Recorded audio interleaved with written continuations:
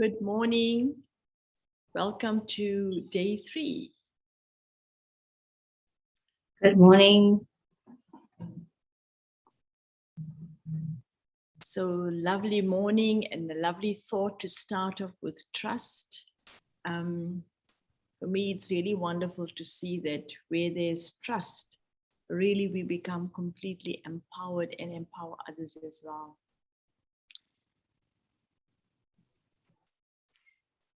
So, Ishben, just to maybe reflect on the last two virtues, these seeds that we've been planting, and then it leads very powerfully to trust. If you just want to maybe quickly reflect on the two, strength and stability. So when we think about the idea of strength, whenever you want to take a first step, you need to kind of master up the energy in the self. And that's why strength is so important. But the whole idea of being supported is that when you start that journey and when there's the support, that actually allows you to continue. But where the trust comes in is that it actually then allows there to be fruition.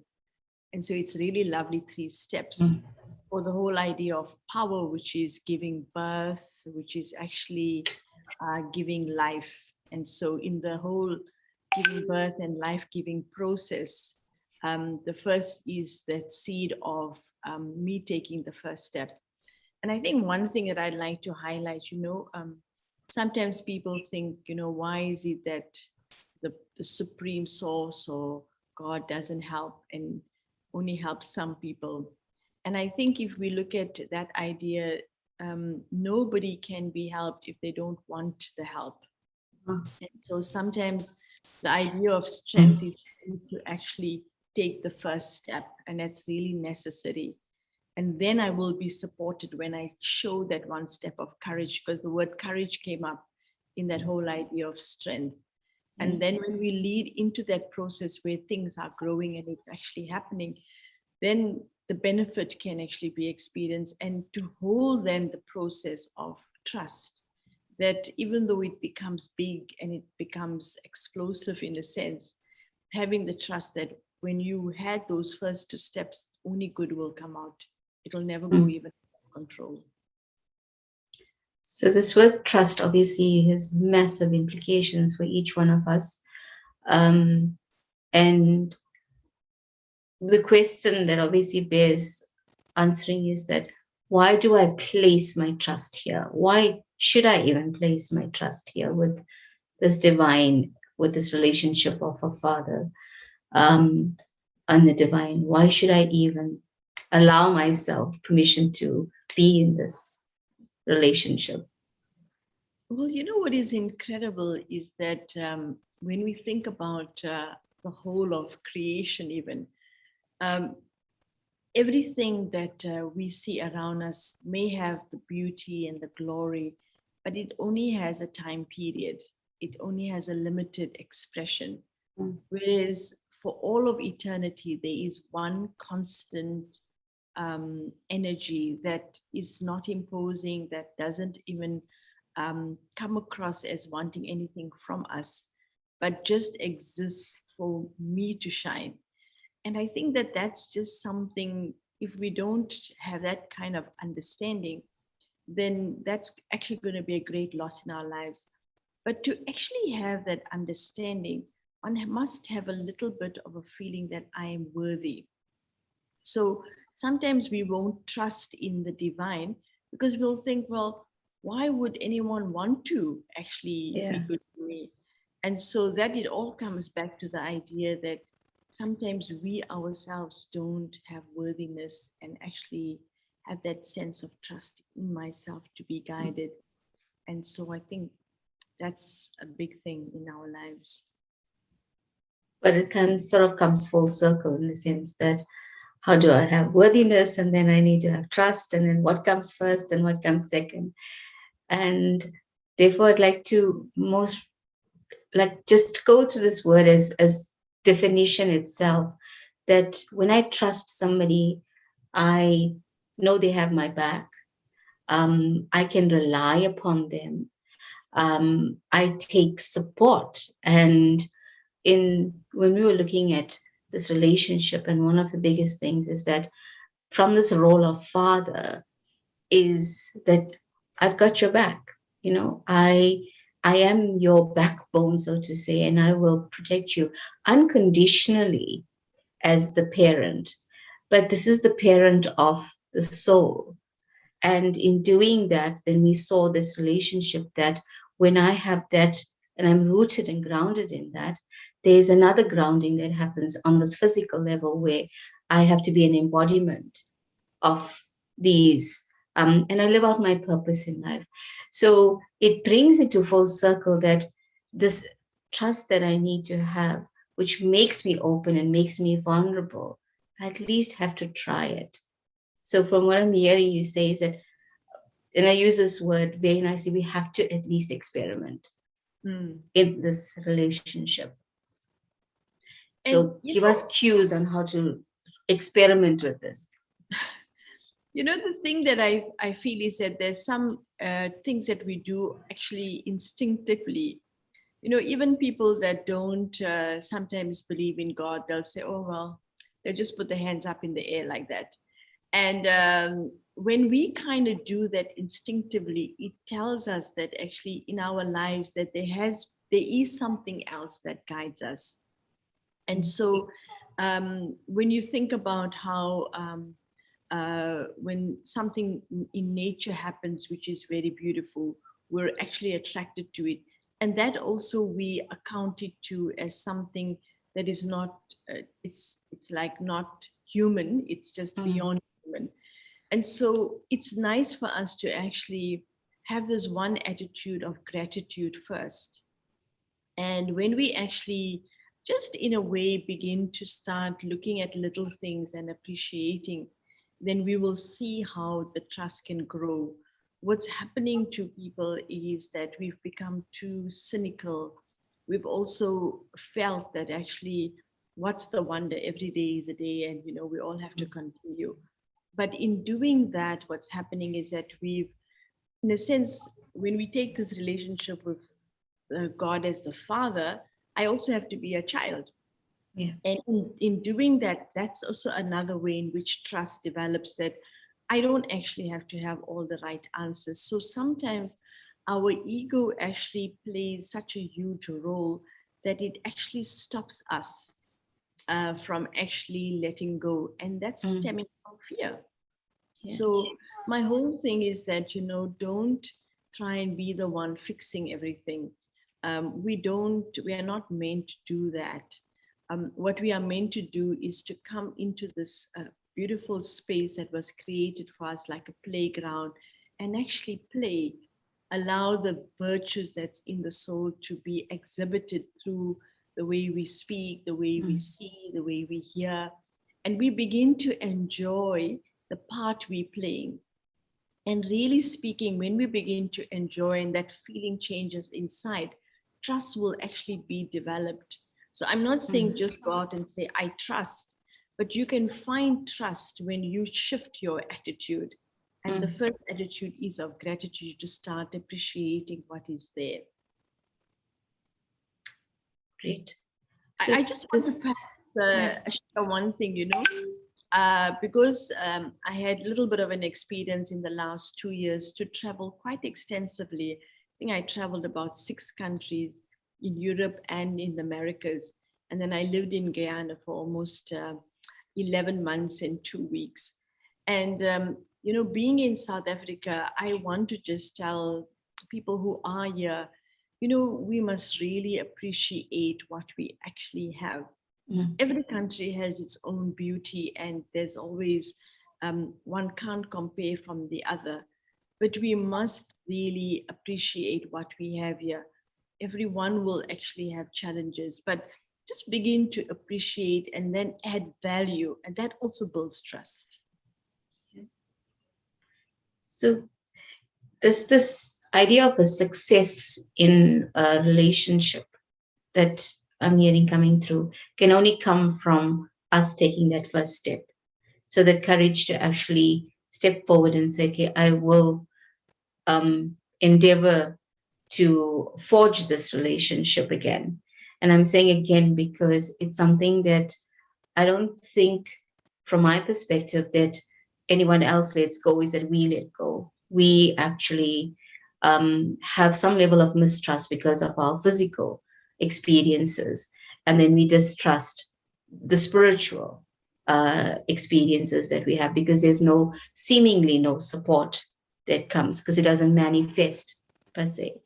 But when you use this word child, for me, a child is completely surrendered to a parent, and there's such a level of freedom in that. So, looking at this relationship and then bringing back the trust, as a child, I know I take the support of my parent, and willingly or unwillingly, there is this constant interaction. There's a constant communication and a freedom of being authentic in that communication. There's this, what I call competence that happens, is that I get compensated for this relationship in the sense that I get rewarded with love, with kindness, with gentleness, but with the knowledge that I am not alone, that I belong. And with this belonging, I feel that strengthens this feeling of trust. So these elements, I feel that, you just brought up just with the word child, this feeling that I'm supported, and relating it back to the two elements of one on our level of the soul and interacting with the divine, and taking that support and then physically being on this earth and then taking that support and being nurtured that way. I then actually become very free because I'm now aligned then. So if we had to, you were using this analogy of a rose and a bud that takes permission to actually make itself vulnerable. Take us through this aspect of what even gives me that energy to sort of bloom. So when you think about when you're in the bud form, you're actually closed up. And so that's the protection that we all perhaps like, to not be up there, up front. But literally, when you see the two together, that little bud keeps getting water from the roots and whatever it is, and it just begins to amplify itself. So what is lovely is that if I want to get myself a powerful footing, is that I need to spend a little bit more time in an introverted stage, that the form of the bud is like where I close myself for a little while. I don't expose myself too much, but I get to know myself better. I get to see what my strengths are, my weaknesses are, to make sure that at least I feel myself that I know who I am. What's happening in the world is that we want others to understand us and appreciate us and have everything sorted out for us. And then when they don't respond in the right way, you don't love me, you don't care for me, and it's easy for us to project that onto others. But if you sat with yourself and you had to make a list of, do you really know what you like? Do you really know what your strengths are? Do you know really where your tipping points are? If I begin to know that, naturally we'll actually guard ourselves. Like people who have an allergy to like some kind of medication, and then they wear these chains around themselves and they're very cautious. Or if somebody has a nut allergy, they'll read all the ingredients before they eat anything. So it's like almost what I'm doing is I'm taking that first step, that in my stage of that bud, I'm really making sure that I'm getting the right kind of support. And then, we can really feel confident because just the knowing of the self actually allows me to stand very stable. Now, I want people just to, if they want to make a little experiment and see, the method of meditation that we use here is an open-eyed meditation. And generally, people don't like to meditate with their eyes open. They feel they can't concentrate. But it's actually interesting that if you had to stand on one leg, and if you stood with your eyes closed, you'll actually be very shaky. But if you actually open your eyes and focused on a point in front of you and then stood with one leg, you'll find a natural balance. So, this open eyed thing, what I want to kind of allude to is that let me be powerful only after I know what I'm worth and what I can actually, accept of myself, because that's the confidence that comes into our lives. So please, on our spiritual journey, and I'm saying please, is that don't invest your energy in thinking somebody else is going to do it for you. You need to actually, idea of the trust first is to trust that if you even have an inkling in yourself that I want to be this, this, or the other, it means that the essence lies in me. I already have the seed of it. So trust that instinctive feeling inside of you and grow that by nurturing it and watering it. And you'll be absolutely amazed, because the complete product of who you are already exists in you. It's like in that bud, the full bloom rose already exists. It just needs to take the water and actually the warmth from the sun and for it then to be exposed. So that's why one step of just a little bit being more reflective, being a little bit more introverted, giving ourselves a few moments before I react. And those little moments, what's going to happen is that I'm giving myself that moment to breathe and then go forth. There's one little exercise I want to share with you, which is a very practical thing, especially, laziness. And I'm saying this because laziness is actually the first thing we need to overcome if we want to get far in life. And so what will happen is that if I have a thought, I want to wake up at 6 o'clock in the morning. And if you count 5, 4, 3, 2, 1 and get up, you'll be finished. But if you say, I want to get up at 6 o'clock in the morning, and then the thought is, but it's a little bit cold these days. And as soon as you do that, you'll not have the power. But if you really work on that, as soon as you have the first thought, just count 5, 4, 3, 2, 1 and do it.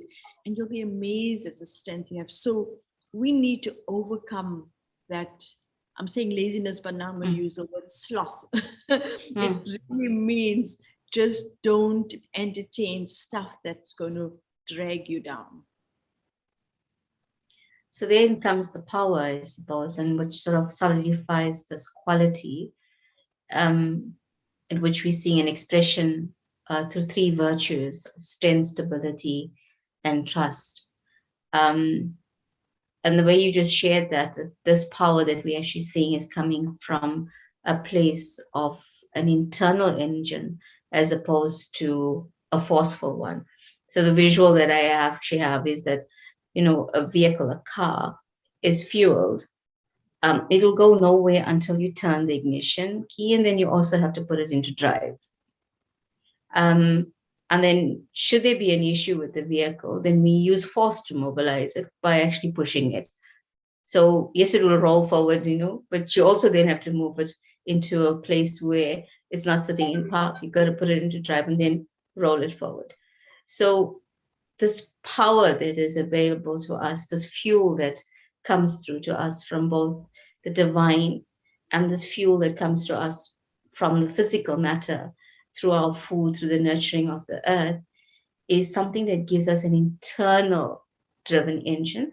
But you still see that we got to turn the ignition. So I like the visual that you just provided with that of sloth, and then at 5, 4, 3, 2, 1 ignites that and sort of like turns the ignition key, and we like ready to go, foot down and go into the world. So I think I just think that, in this world, we've kind of maybe adopted a mentality like when you look at a country and you look at a government, we think the government changes things. And so we constantly giving power to someone else to make a difference in our lives. And I want to just say something, what really enthuses me about Brahma Kumaris is that The word Brahma means creator. And being a Brahma Kumari literally means that I take on the role of being a master creator. So I like it that on my spiritual journey, I have chosen to be a master creator. And so that at any given point, no matter what is happening, it's no one is going to become an excuse for me not to do it, because a creator is the one who takes initiative. And I think this is very important on our journey. I have to ask myself, do I want this? And if I want it, then no one's going to be in my way. It's only me that will be in my own way. So, are we okay to move into a bit of meditation? Let's fly into silence, yes.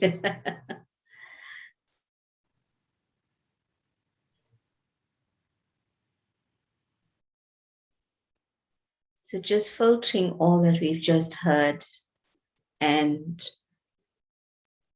from today, from the day before and the first day, choosing to breathe very deeply and allow the physical body just to relax. Bring your attention to the very center of your forehead.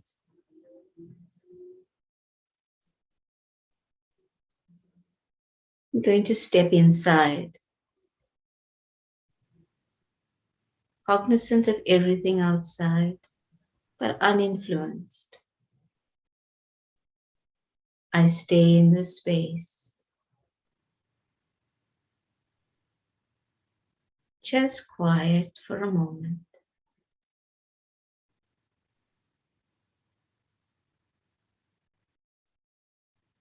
I lift my energies, shifting them, focusing upward. And I allow myself to reignite my connection with the divine.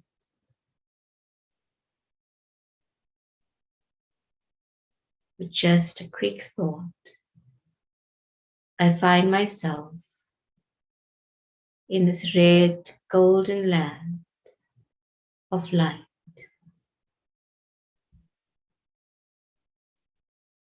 In this powerful atmosphere, I meet and greet the divine as my Father.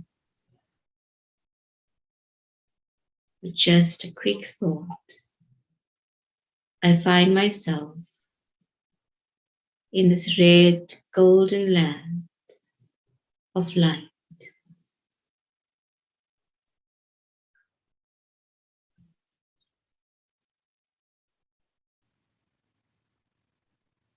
Holding this space,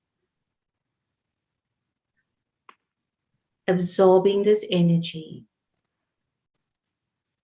I find myself strengthened. An easiness and a sense of belonging, of being seen, of a child re-entering a space of stability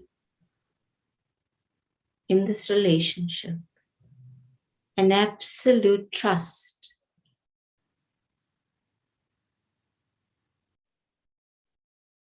I give my hand over, and as I do this,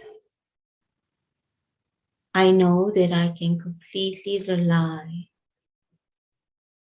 on my parent, my Father, the divine soul, the supreme soul. And a lightness and an easiness comes into me. And I see how it filters into every single cell of my body. An unburdening of all fear.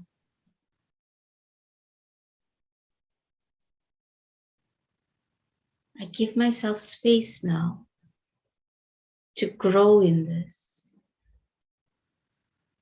beautiful feeling. And as the energy moves within myself, I start a new growth, a growth that I am constant in,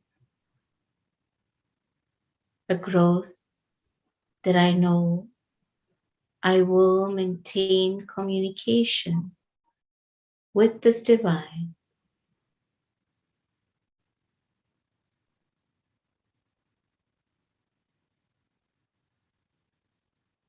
And I see the success of it already, encompassed in the seed that I've planted.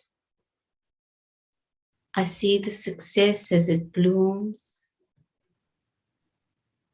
It's my success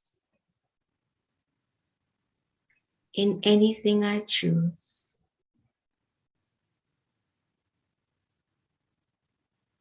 I allow myself, petal by petal, to open up to the beauty within.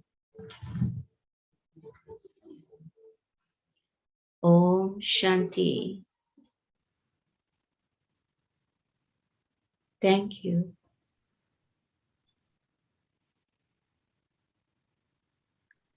Today, as we go into our power, the last virtue for today is power that creates trust. Today, I affirm the day of power with deep trust in my inherent qualities.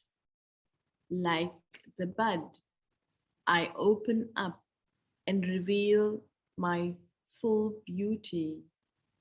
I open myself to see all the beauty within me, knowing that I have infinite capability to always bloom. I recognize the cycle within. I trust that I am enough. I am.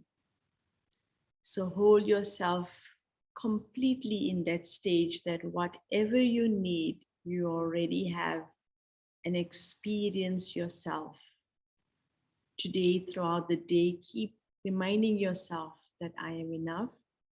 And once again, when you spot red here and there, pause and go into that space and allow yourself to bloom in such a powerful way that what only radiates from you is strength, support, and trust. And be that for everyone as well. Have a beautiful day. Take care.